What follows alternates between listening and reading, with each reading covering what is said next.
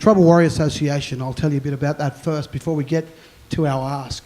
So the association began in 1998 when two elders from our community established a maritime training company, but they targeted people who had written themselves off or other people had written them off. They picked 4 people at the beginning.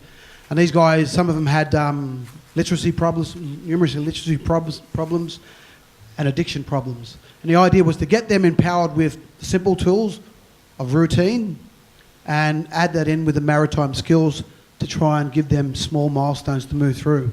As they did this, they saw something unlock. They saw hope. And they saw people, one of the guys in particular chose, at the end of his, when he got his ticket, he couldn't read or write, and he got through and got a ticket, a maritime ticket, a Master 5, it's pretty complicated. He said, that's my first milestone. They said, this is what it is. He said, now I want to learn to read and write because I want to do homework with my children because I can't do that. Like many of us within the program. So the association began, no government money, we built it up slowly and it's been around, we've trained over 1,500 crew all through the country. But we're here for something a little bit different. We're here to talk to you about our mentor program. So in 2009, a police officer, the new police commander of Redfern, came in. And I've got to tell you, in my past, and I'm embarrassed to tell you this, I came from a background of anger and resentment and hurt because I didn't think we had a place in society.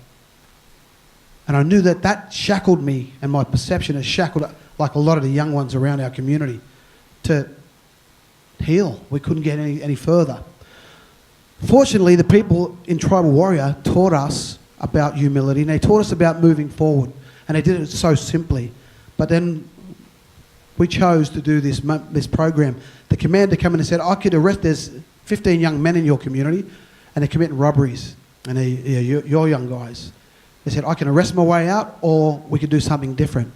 So we said, why don't we try something different? Why don't we run a routine program, because functional families work on routine, and let's move the lens, because we all grew up with this deficit lens, and everyone's perception around you, like we were like, if you look at, our kids were looking at African Americans, they were the cool black people. And when they looked at us, they felt ashamed, and they felt that we weren't worthy. So we said, we're going to move the lens. We're going to move, and we're going to show people that our people were involved in every industry. We sustained the land.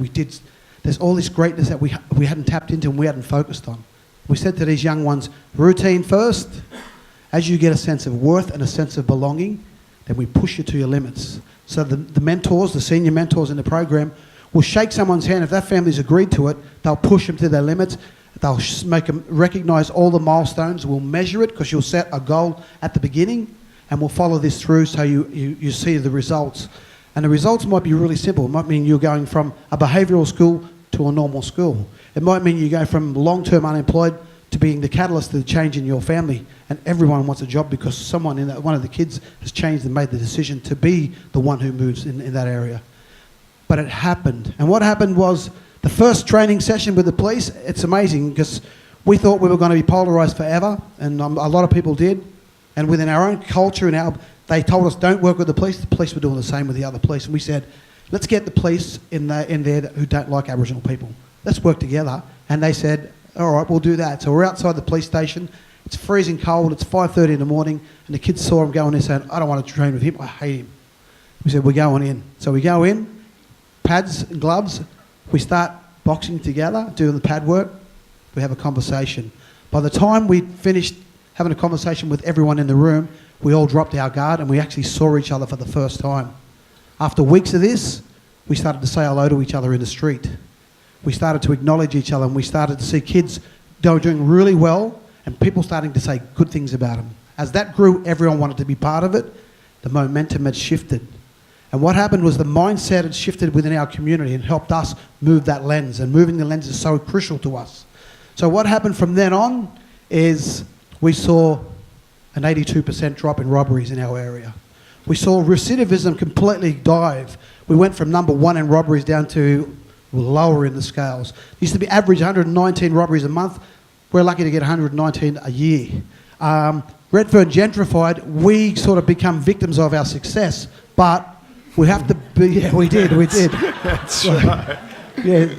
So we don't get displaced, because this is what we thought in our own plan. We could be displaced. because of the value of affordable housing in here, they may move us. So what do? We start to grow impact. We have to show, build identity, build strength, and let's build capacity as a community. Organically, not just Aboriginal people, all of us as a community. So we train 3 days a week with these children. Senior mentors is what we're looking at right now, but my ask here is for junior mentors. We need some young ones. The reason I say that, because the Bureau's stats are going to show you really soon that over 60% of our whole population, the Indigenous population, is under 18. We have to make an impact. Ice epidemics everywhere. We can't wait for young leaders to stumble out in front of us. We need to grab them, we need to harness it, and we need to pick leaders and choose and develop them. Jesse is one of those, and I've stolen his time, but I'd like him to tell you some of his life. Hi there, I'm Jesse Riley. Recently started work with the Troll Warrior program, the CSWP, Clean Slate Without Prejudice. 2.5 years ago, I was one of the young offenders in my area, Waterloo. I was going out every Friday and Saturday night committing offences with my mates, and Luke unfortunately shifted me off to Uncle Shane here, and I started doing the boxing program 3 days a week. Slowly started getting back into school. I was unenrolled at school. I left my school from Canterbury, moved back to Redfern, and I just started being a bad role model, I guess, to my little brother and to his friends. And this year I guess it's probably been one of the best years for me. I had my first job. It was an apprentice butcher, but it was just too hard. I was working 12-hour shifts, 6 days a week. And I just decided to go back to school, finish my year 10, and just aspirations are to be a mentor like Uncle Shane, help the community, and join the Defence Force, be a rifleman in the infantry. Yeah. Really right.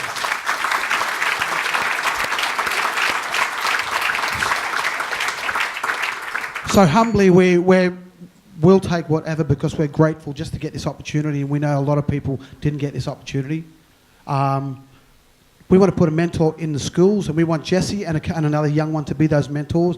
If we got a 10,000, that would get us probably, we could do 4 mentors for maybe 10 weeks, but we want to go longer than that. But we need them to take the role. They'd be measured by teachers who would then, they basically tell us how it's working. So kids who used to be influenced by these guys will be influenced in the right direction. That sort of change and that dynamic is crucial to us as a community. As we said before, we're really grateful for this opportunity, and shut up. Yeah.